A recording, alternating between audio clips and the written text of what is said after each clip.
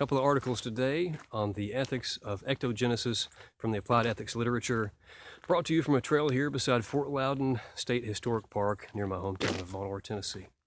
So first of all, we have an aptly named article, Ectogenesis by Peter Singer and Wells. And Singer and Wells argue that ectogenesis or artificial wombs is a scientific inevitability. And they argue that it's a scientific inevitability not because scientists and physicians will intentionally seek out to create artificial wombs that can gestate an unborn developing human from conception all the way through full development, but instead because there is constant demand for hospitals to be able to nurture premature babies.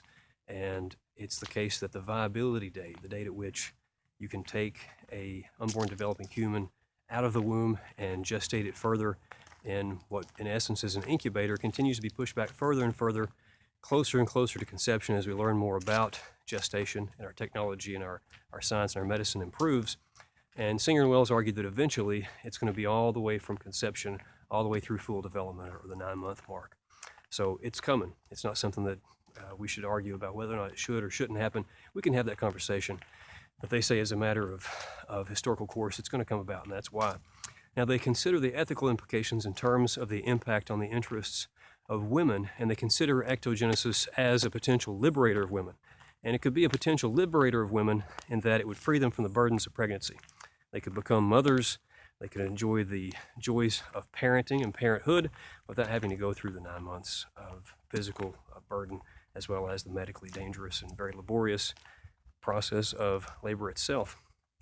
And so women would be both freed from that burden from a physical perspective, which would allow them to compete on equal footing, more so with men in the marketplace, also for various political positions and pretty much anything else they would like in life.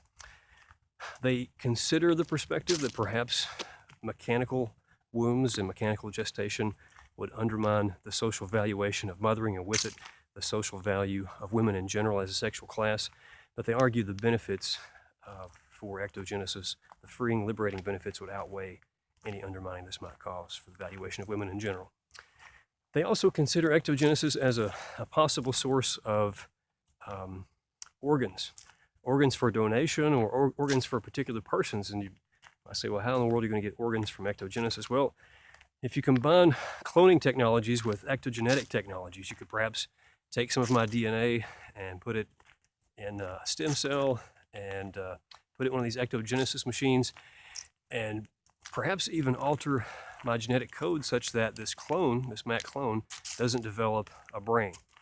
And if it were to develop inside one of these fancy incubators, then perhaps once it reached a certain age, the heart and the liver and the kidneys, etc., the lungs, could be taken from this clone and placed into me. I don't need them just yet, but I'm figuring here in another 30 or 40 years, an extra heart, some extra lungs, extra kidneys could be quite handy.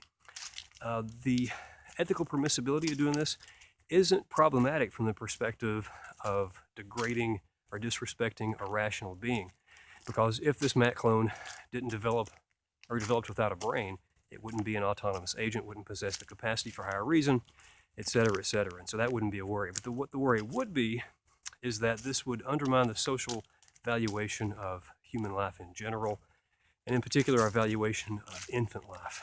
And so Singer and Wells conclude that though initially it looks like there's some promise for this, although it's admittedly very, very creepy, ultimately they want to conclude that this is something that we should definitely avoid because it would undermine our valuation of humanity and such, which I think is a pretty good argument, but you can evaluate that yourself. They last consider ectogenesis as a possible solution to the traditional tension of the abortion debate. And how might ectogenesis solve that traditional tension in the abortion debate? Well, typically it's the case that you have the interests and the rights of a mother bumping up against the interests and the rights of an unborn developing human. And up until this point in history, it's either been the case that you prioritize one to the detriment of the other, or you prioritize the other to the detriment of the one. And so you can't have an abortion without harming the unborn developing human, and you can't require a pregnancy be maintained without threatening the autonomy of the woman. However, if ectogenesis were a medical reality, you could have non-terminal abortions, where if a woman does not want to maintain a pregnancy, you can take the unborn developing human out, put an incubator, and bam, you can respect her interest in not remaining pregnant, and at the same time respect the value of this unborn developing human. Here's a nice quote from the article on that topic in particular.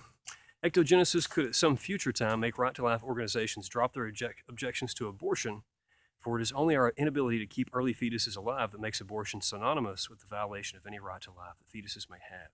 Abortions would in effect become early births, and the destruction of the unborn would cease. Pro-choice feminists and pro-fetus right-to-lifers can then embrace in happy harmony. So there you go. That's their argument anyway.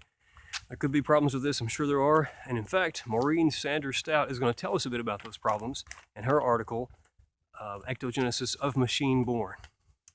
Sander-Staudt, she examines the ethics of ectogenesis from the feminist perspective, and to say from the feminist perspective is misleading. She divides the feminist perspective into several different camps, primarily into the liberal feminist, what she calls radical feminist, and last, the cultural feminist perspective, which we can associate with what we know as applied ethicists, feminist care ethics. From the liberal feminist perspective, ectogenesis can be liberating in the same way that Singer and Wells considered. It can allow women to enjoy the joys of motherhood without the burdens of pregnancy, and therefore could compete on equal footing with men in various spheres of life. But it could also be somewhat limiting of women's freedom, in that there may become a social expectation that if this were medically available, that women exercise it. And so if there became a strong expectation that women actually exercise the ability to use an ectogenesis machine or an incubator for their pregnancy, then it might be the default option.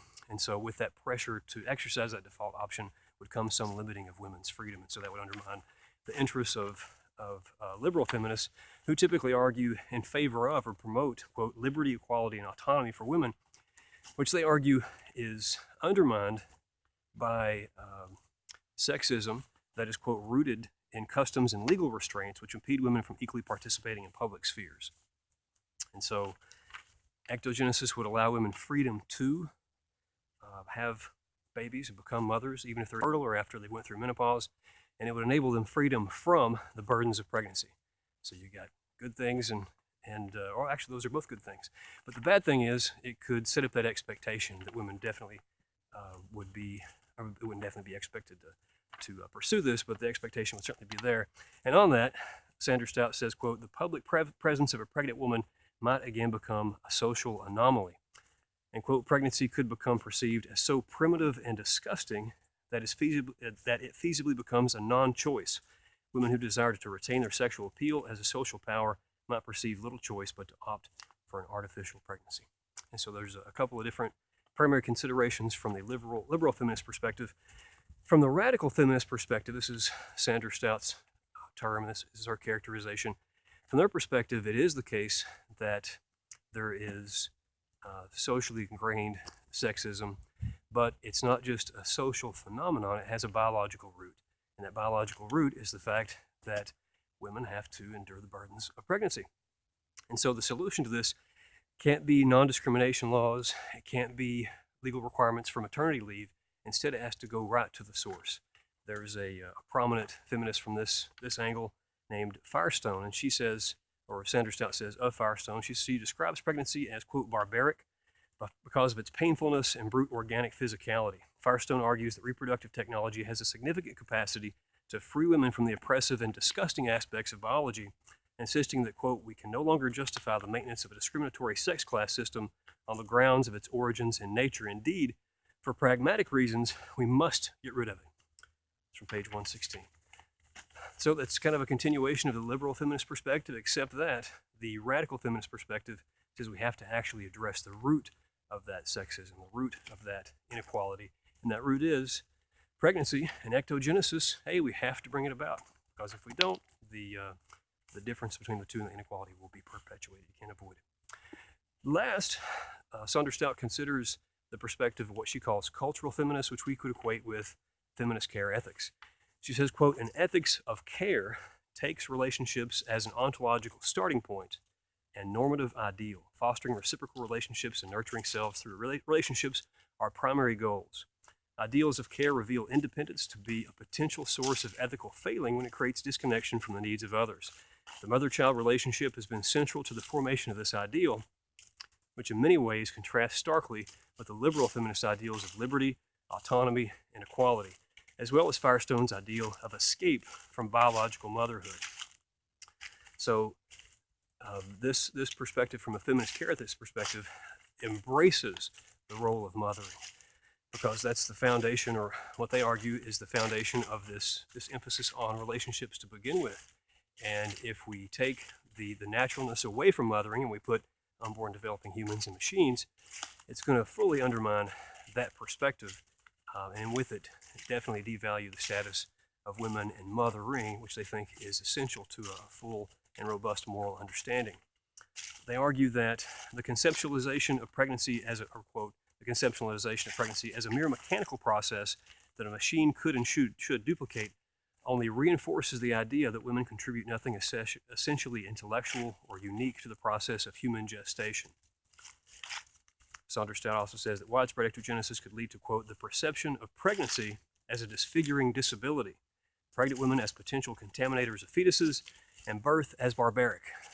So, of course, this wouldn't happen immediately. I suspect it's the case, and I think that Sander-Staudt and Firestone and others would acknowledge, and so too Wells and Singer, would acknowledge that initially it would be looked upon as something very odd and frowned upon as possibly dangerous. But over time, they, or the feminist care ethics perspective, this cultural feminism, they argue that it would severely undermine the valuation of mothering, and for that nurturing, loving perspective, that empathetic perspective, which emphasizes the importance of relationships and such. And on that potential danger, the potential danger is that maybe it's the case that things happen during gestation that scientists simply don't appreciate. It's the case that we can nurture premature babies in the neonatal intensive care wards from however many number of weeks, but it could be and they survive, but it could be the case that there's something special that happens that we just haven't been able to identify. Maybe there's a transfer of special hormones, a transfer of special nutrients. Maybe there's something essential that occurs whenever you're actually inside another human being, that physical touch being, as Sander-Staudt says, being enveloped by another human being. Maybe all of those things have necessary benefits to. There's a deer over there. I'll get right off though. Let's go. Necessary for psychological and physical development. And so if we think we're all high and mighty and smart as scientists and such, we develop one of these fancy artificial wombs, one of these fancy incubators, and then it turns out it really harms the psychology of persons or children that went through this process, and even could harm them physically. It could undermine the mother-child bond as well as the physical and emotional development, and those are worries and risks that we ought not take. Sander-Staudt, for those reasons, ultimately concludes that utilizing ectogenesis for therapeutic reasons, say for example, you would otherwise have a miscarriage, you're a woman who wants to maintain a pregnancy, but something happens and you can't maintain it, you could use ectogenesis permissibly, morally, for that reason. It's okay for that, but not okay as a matter of what some might consider a matter of convenience, or as an alternative to natural child rearing or gestation. So there you go, a couple of cool articles on ectogenesis and some implications for the ethics of abortion.